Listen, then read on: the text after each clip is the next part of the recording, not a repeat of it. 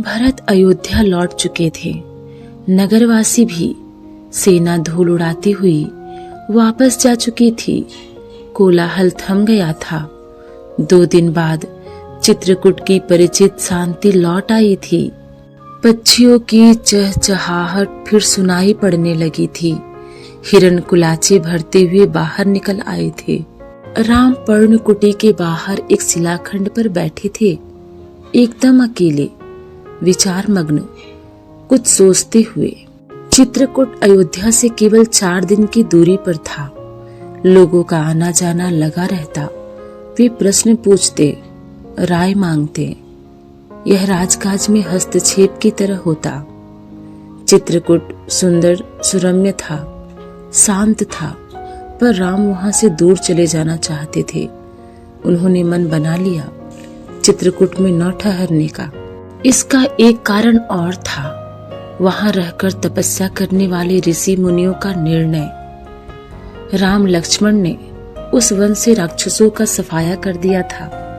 अब तपस्या में कोई बाधा नहीं थी, लेकिन मुनिगण वन छोड़ना चाहते थे। कुछ राक्षस मायावी थे, जब तब आधमकते थे, यज्ञ में बाधा डालते थे। तीनों वनवासी मुनि अत्रि से विदा लेकर चल पड़े दंडक वन की ओर। चित्रकूट छोड़ दिया। दंडक कारण्य घना था, पशु पक्षियों और वनस्पतियों से परिपूर्ण। इस वन में अनेक तपस्वियों के आश्रम थे, लेकिन राक्षस भी कम नहीं थे। वे ऋषि मुनियों को कष्ट देते थे, अनुष्ठानों में विघ्न डालकर। राम को देखकर मुनिगण बहुत प्रसन्न हुए। मुनियों ने राम का स्वागत करते हुए कहा, आप उन दुष्ट मायावी राक्षसों से हमारी रक्षा करें, आश्रमों को अपवित्र होने से बचाएं। सीता दैत्यों के संहार के संबंध में दूसरी तरह सोच रही थी।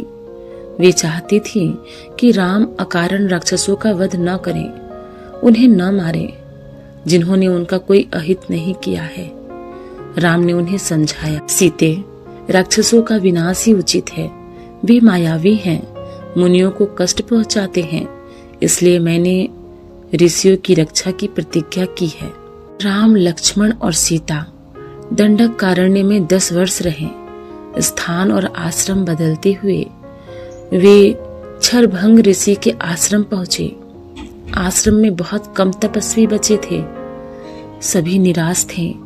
उन्होंने राम को हड्डियों का ढेर दिखाकर कहा, राजकुमार, ये ऋषियों के कंकाल हैं, जिन्हें राक्षसों ने मार डाला है। अब यहाँ रहना असंभव है। सुतीक्ष्ण मुनि ने भी राम को राक्षसों के अत्याचार की कहानी सुनाई। मुनि ने ही राम को अगस्त ऋषि से भेंट करने की सलाह दी। विंध्याचल पार करने वाले वह पहले ऋषि थे। मुनि ने राम को गोदावरी नदी के तट पर जाने को कहा। उस स्थान का नाम पंचवटी था। वनवास का शेष समय दोनों राजकुमारों और सीता ने वहीं बिताया। पंचवटी के मार्ग में राम को एक विशालकाय गिद्ध मिला, जटायु। सीता उसका स्वरूप देखकर डर गई। लक्ष्मण ने उसे मायावी राक्षस समझा। वे धनुष उठा ही रहे थे कि जटायु ने कहा, हे राजन, मुझसे डरो मत। मैं तुम्हारे पिता का मित्र हूँ। वन में तुम्हारी सहायता करूंगा। आप दोनों बाहर जाएंगे तो सीता की रक्षा करूंगा। राम ने जटायु को धन्यवाद दिया, उन्हें प्रणाम करके आगे बढ़ गए। पंचवटी में लक्ष्मण ने बहुत सुंदर कुटिया बनाई, मिट्टी की दीवारें खड़ी की, बांस के खंभे लगाए, कुश के पत्तों से छप्पर डाला। कुटिया ने उस मनोरम पंचवटी को और सुंदर बना दिया। कुटी के आसपास पुष्पलताएं थीं, हिरण घूमते थे, मोर नाचते थे। इस बीच राम राक्षसों का निरंतर संहार करते रहे। वे जब भी आश्रमों पर आक्रमण करते, राम लक्ष्मण उन्हें मार देते। उन्होंने सीता को पकड़ लेने वाले राक्षस विराध को मारा। वन से राक्षसों का अस्तित्व लगभग मिटा दिया। तपस्वी शांति से तप करने लगे। एक दिन राम, लक्ष्मण और सीता कुटी के बाहर बैठे हुए थे। लता कुंजों को निहारते, उनके सौंदर्य पर मुग्ध होते। तभी लंका के राजा रावण की बहन शूर्पणखा वहां आई। राम को देखकर वह उन पर मोहित हो गई। उसने स्वयं को पानी में देखा, विकृत चेहरा, मुंह पर झुर्रियां। वह बूढ़ी थी पर राम के मोह में आसक्त उन्हें पाना चाहती थी। उसने माया से सुंदर स्त्री का रूप बना लिया। शूर्पणखा राम के पास गई, उनसे बोली, हे रूपराज, मैं तुम्हें नहीं जानती पर तुमसे विवाह करना चाहती हूँ। तुम मेरी इच्छा पूरी करो, मुझे अपनी पत्नी स्वीकार करो। राम ने मुस्कुराकर लक्ष्मण की ओर देखा, अपना परिचय दिया। सीता की ओर संकेत करते हुए कहा, ये मेरी पत्नी है, मेरा विवाह हो चुका है। राम शूर्पणखा को पहचान गए थे, फिर भी उन्होंने उसका परिचय पूछा। शूर्पणखा ने झूठ नहीं बोला, सच सच बताया कि वह रावण और कुंभकर्ण की बहन है और अविवाहित है। राम के मना करने के बाद वह लक्ष्मण के पास गई। लक्ष्मण ने कहा, मेरे पास आने से तुम्हें कुछ नहीं मिलेगा देवी, मैं तो राम का दास हूँ, मुझसे विवाह करके तुम दासी बन जाओगी। लक्ष्मण ने शूर्पणखा को पुनः राम के पास भेज दिया। दोनों भाइयों के लिए यह खेल हो गया। शूर्पणखा उनके बीच भागती रही। क्रोध में आकर उसने सीता पर झपट्टा मारा। सोचा कि राम इसी के कारण विवाह नहीं कर रहे हैं। लक्ष्मण तत्काल उठ खड़े हुए, तलवार खींची और उसके नाक कान काट लिए। खून से लथपथ शूर्पणखा वहां से रोती बिलखती भागी अपने भाई खर और दूषण के पास।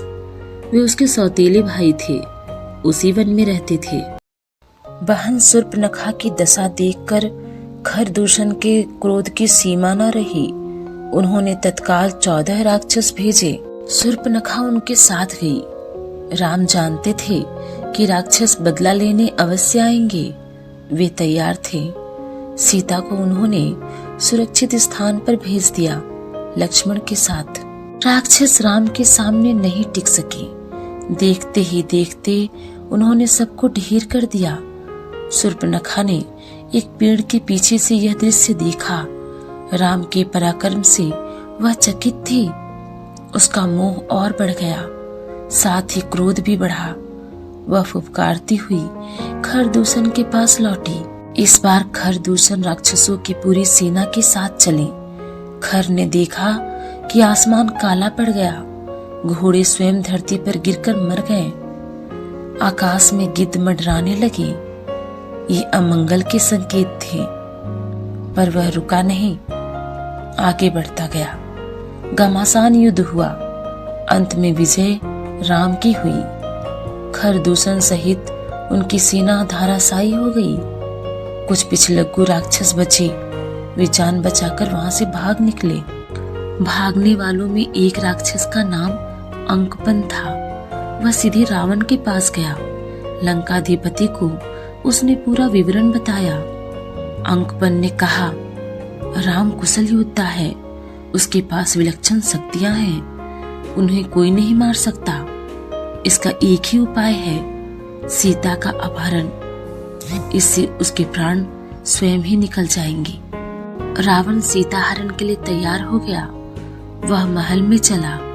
रास्ते में उसकी भेंट मारीच से हुई, ताड़का के पुत्र से। ताड़का का वध राम ने पहले ही कर दिया था। मारीच क्रोधित था, पर राम की शक्ति से परिचित था। उसने रावण को सीता हरण के लिए मना किया, समझाया, कहा, ऐसा करना विनाश को आमंत्रण देना है। रावण ने मारीच की बात मान ली। चुपचाप लंका लौट गए। थोड़ी ही देर में शूर्पणखा लंका पहुंची। विलाप करती हुई, चीखती चिल्लाती।